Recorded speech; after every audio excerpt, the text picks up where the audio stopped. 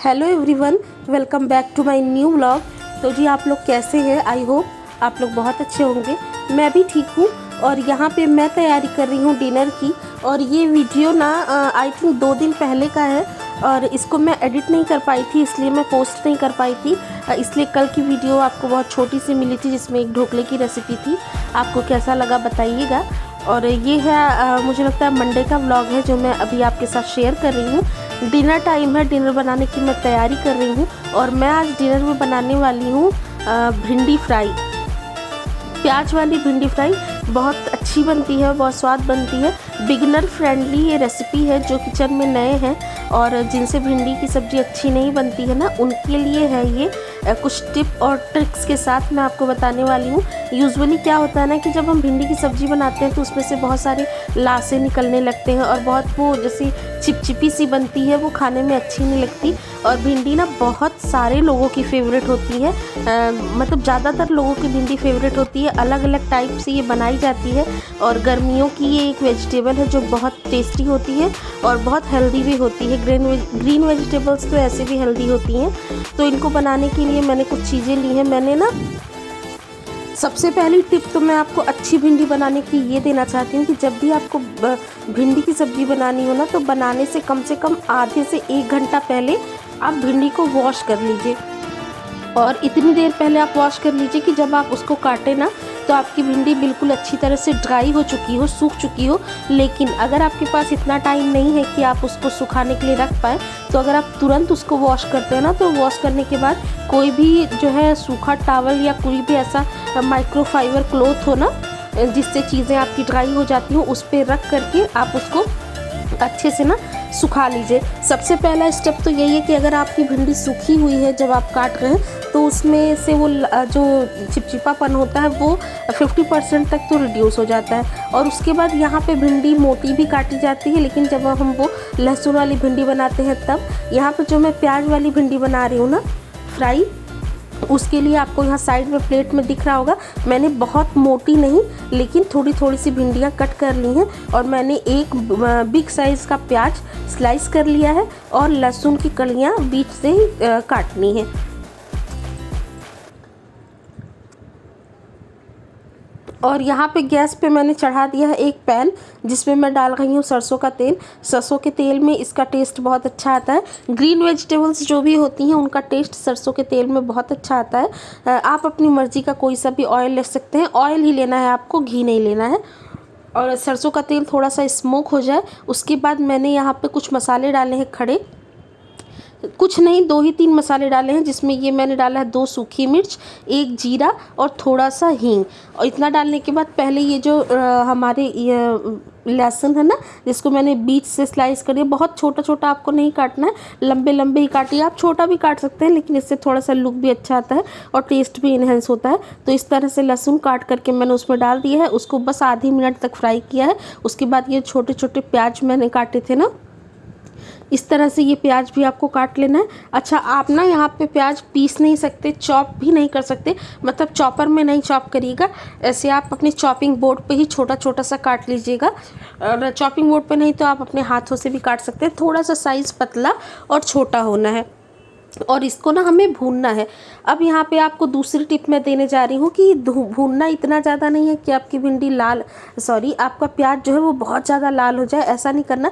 क्योंकि हम भिंडी ना भून भून के पकाएंगे और कोई पानी या टमाटर का यूज़ हम नहीं करेंगे, तो पूरी कुकिंग के दौरान ना प्याज पकेगी, मतलब प्याज भी भूनती रहेगी। तो बहुत ज़रा सा ही जो है थोड़ा सा टॉस टर्न करके आप अपनी अनियंस में ये जो लेडी फिंगर काट के हमने रखी है ये मिक्स कर दीजिए। और मिक्स करने के बाद आप इसको खूब अच्छी तरह से हाई फ्लेम पे ही मैं कर रही हूँ सारा काम, अभी आप देख सकते हैं। इसको अच्छे से मिक्स कर दीजिए। मिक्स करने के बाद थोड़ी देर के लिए हम इसको ढकेंगे, लेकिन ढकेंगे तब जब हम इसको खूब अच्छी तरह से पहले भून लेंगे। अब तीसरी टिप मैं आपको ये दे रही हूँ कि जब भी आप भिंडी की सब्ज़ी बनाना शुरू करें ना, तो तुरंत ही डालने के बाद आप उसको मत ढकिए। क्योंकि जब भिंडी बिल्कुल ही कच्ची रहती है ना, उस समय अगर आप ढक देते हैं तभी उसमें वो लसीलापन सा आता है। जब भिंडी तेज़ आंच पे हम एक बार फ्राई कर देते हैं ना, तो उसकी जो, क्योंकि उसकी जो स्किन होती है ना वो बहुत हल्की होती है, तो उस पर ऑटोमेटिक एक कोटिंग आ जाती है, तो ना फिर उसमें से वो नहीं छोड़ता है, मतलब क्या छोड़ता है, जो लासा सा निकलता है वो नहीं निकलता। तो यहाँ पे देख लीजिए आप, मैंने थोड़े से मसाले किए थे। मसाले में मैंने अभी सिर्फ हल्दी का पाउडर डाला है और कुछ नहीं डाला है। और डालने के बाद मैंने इसको थोड़ी देर ढक दिया था, कम से कम 1 से 1.5 मिनट के लिए, बस ज़्यादा नहीं ढका था। और उसके बाद मैंने यहाँ पे दोबारा से अपनी भिंडी खोली है। आप देख लीजिए कितनी अच्छी तरह से ये भून रही है, और इसमें बहुत ज़रा सा भी आपको दिख रहा होगा, लेकिन आपको पता ही है जब हम इस तरह से नहीं बनाते हैं तो डालने के बाद भिंडी कैसी लगती है। और बहुत अच्छी बनती है ये भुनी हुई भिंडी है ये, इसका इसीलिए नाम रखा गया है भिंडी फ्राई। यहाँ पे इसको 1.5 मिनट के बाद दोबारा से मैंने खोला है और इसको वापस से थोड़ा सा चला दिया है। अब मैं यहाँ पे मसाले कर रही हूँ। मसाले में मैं डाल रही हूँ यहाँ पे धनिया का पाउडर, और हल्दी तो हमने पहले ही डाल दी थी, और ये है थोड़ा सा भुना जीरा का पाउडर। अगर आपके पास नहीं है तो आप नॉर्मल जीरे का पाउडर भी डाल सकते हैं, और नमक, और थोड़ी सी हींग पहले हमने डाली थी। और यहाँ पे ये है हरी मिर्चें। अगर आप स्टार्टिंग में डाल देते हैं ना तो इसका एक जला जला सा फ्लेवर आता है, तो आप चाहे तो स्टार्टिंग में भी डाल सकते हैं, तो फिर आप ज़्यादा भूनिएगा मत प्याज के साथ। यहाँ पे मैंने डाल दिया है, जब हमारी भिंडी आधे से ज़्यादा पक चुकी है तब मैंने बीच से ही तोड़ करके इसको डाल दिया है। और देख लीजिए यहाँ पे मैं इसको खूब अच्छी तरह से फ्राई कर रही हूँ। फ्राई कर करके ही हमको इसको पकाना है। बीच बीच में हम इसे ढकते रहेंगे, लेकिन बहुत ज़्यादा देर के लिए नहीं ढकेंगे, थोड़ी थोड़ी देर के लिए ही ढकेंगे, और ज़्यादातर हम इसको चला चला के ही पकाएंगे। यहाँ पे देख लीजिए सारे मसालों को मैंने एक बार खूब अच्छी तरह से चला दिया है। वापस से मैंने गैस बंद कर दी है, बंद नहीं कर दी है, भिंडी ढक दी है। और यहाँ पे मैं आ गई हूँ कमरे में। यहाँ आरोग्य के पापा आरोग्य को पढ़ाई करवा रहे हैं, ये अपना होमवर्क कर रहा है और मुझे देख भी रहा है। और यहाँ पे छोटे वाले कमरे में ही हम लोग बैठे हैं, मैं आपसे यहाँ हेलो कर रही हूँ। शाम के टाइम ना जब आरोग्य के पापा ऑफिस से आ जाते हैं तो उसके बाद इन्हीं की ड्यूटी होती है आरोग्य को संभालने की, मतलब पढ़ाने की, खेलने की, क्योंकि पूरे दिन तो ये मेरा सर खाता रहता है। और आने के बाद ही फिर मैं डिनर की भी तैयारी करती हूँ। यहाँ पे आरोग्य आपको अपना टूटा हुआ दांत दिखा रहा था, और जितनी देर फिर मैं वहाँ पे गई उतनी देर मेरी भिंडी ढकी हुई थी। वापस आकर के मैंने इसको खोल दिया है, और खोलने के बाद ना अब हम इसको ढकेंगे नहीं, बस हम इसको ऐसे ही भून भून के चला चला के पका लेंगे। इस स्टेज पे ना आप खुद नोटिस कर सकते हैं कि कितनी पतली हमने भिंडियाँ काटी थी, बट अभी भी वो टूटी फूटी नहीं है।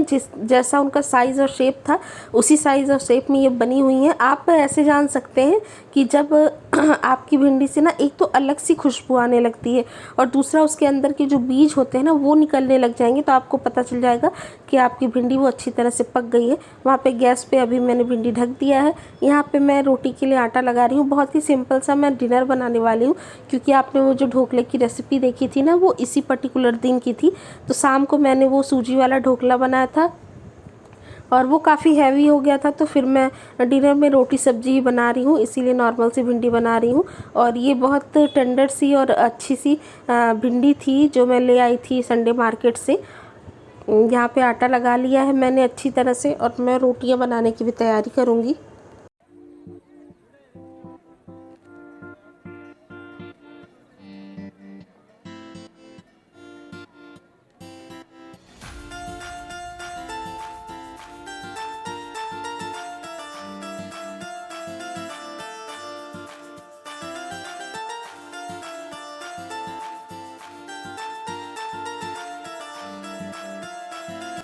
अब देख लीजिए, जितना मैंने आपसे पहले कहा ना मैंने गैस बंद कर दिया है, लेकिन सॉरी मैं भूल गई थी, गैस बंद नहीं किया था। मुझे थोड़ी सी कसर लग रही थी भिंडी में, तो मैंने उसको थोड़ी देर के लिए और ढक दिया था। और अब मैं यहाँ पे गैस बंद करने वाली हूँ। खूब अच्छी तरह से मेरे अकॉर्डिंग ये भुन चुकी है, लाल हो चुकी है। अगर आप चाहें तो आप थोड़ा सा, और पहले ही बहुत लोग को ग्रीन सी भिंडी अच्छी लगती है तो आप उतार सकते हैं, नहीं तो मेरी तरह थोड़ा सा लाल करना चाहे तो कर लीजिए। और यहाँ पे बिल्कुल ही लास्ट स्टेज पे मैंने इसमें डाला था थोड़ा सा अमचूर। आप चाहें तो नींबू का रस भी डाल सकते हैं, लेकिन डालना ज़रूरी है, इससे इसका टेस्ट अच्छा आता है।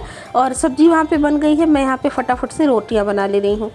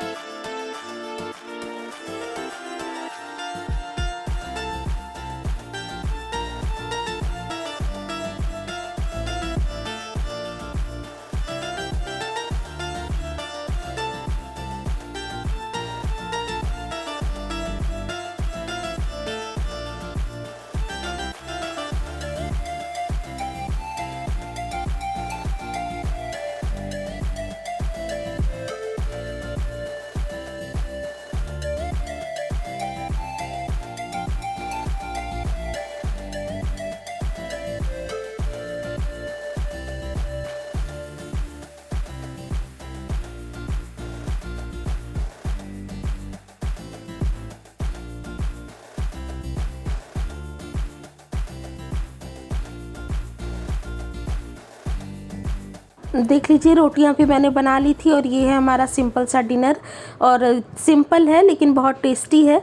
कभी कभी जब आपको ज़्यादा कुछ खाने का मन नहीं हो और आपके घर में अगर भिंडी किसी को नहीं पसंद हो स्पेशली, तो आप एक बार इस तरह से बना के ज़रूर खिलाइएगा। मुझे उम्मीद है कि पसंद आएगी।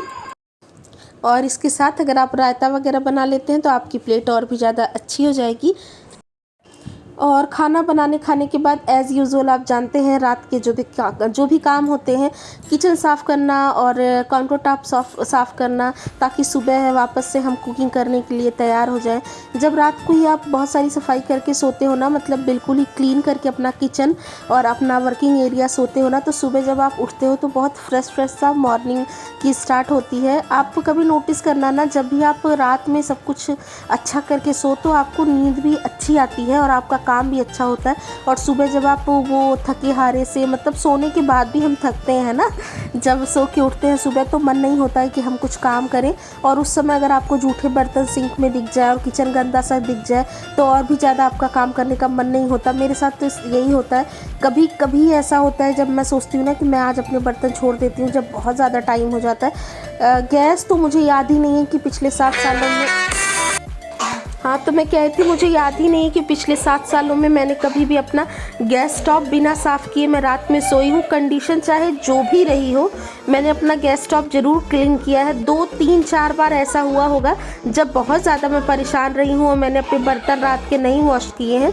तो मैं आपको बता नहीं सकती कि सुबह उठ के क्या हालत होती है। ऐसा लगता है ना, अपने आप पे इतनी गुस्सा आती है, ऐसा लगता है कि मैंने क्यों ही छोड़ दिया है। और सुबह का वो काम ना, जो बर्तन धोना होता है, इतना गंदा लगता है, इतना रोना सा आता है। इसीलिए ना अब मेरी आदत है कि कुछ भी हुआ हो, कैसी भी कंडीशन हो, मैं रात को अगर उस समय मेरा मन नहीं करता तो मैं छोड़ देती हूँ। भले ही 12 बज जाए, कभी कभी छोड़ अगर देती हूँ ना, तो फिर आधे 1 घंटे बाद जब मेरा मूड थोड़ा सा ठीक होता है, चाहे जब भी मेरी 1 बजे 2 बजे आँख खुलती है ना, मैं आके ज़रूर साफ़ करके तभी सोती हूँ। इससे ना सुबह एनर्जी बनी रहती है और आपको गिल्टी भी नहीं फील होता। और वैसे भी सब लोग कहते हैं कि रात में किचन वगैरह साफ़ करना चाहिए, लक्ष्मी माता आती हैं। पता नहीं चीज़ें कितनी हद तक सही हैं कितनी नहीं, लेकिन हाँ ये है कि मूड तो आपका अच्छा रहता है, इतनी मैं गारंटी दे सकती हूँ। और देख लीजिए, आपसे बात करते करते फटाफट मैंने यहाँ पे अपना किचन साफ़ कर लिया है। और आरोग्य कहीं घूमने गया था तो अभी तक आपको शांति दिख रही थी, अभी आरोग्य आ गया है एडिटिंग करते समय, तो आपको उसकी रोने की आवाज़ आ सकती है। तो मैं यहाँ पे चुप हो रही हूँ और आप म्यूज़िक के साथ मेरे काम देख लो।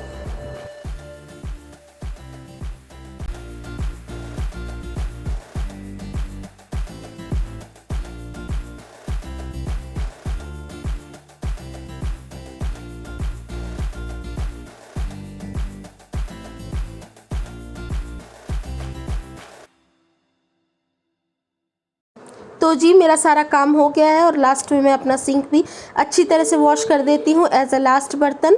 और मैं अब आपसे मिलूँगी कल एक नए ब्लॉग के साथ। तब तक आप बहुत सारा खुश रहिए, अपना ख्याल रखिए।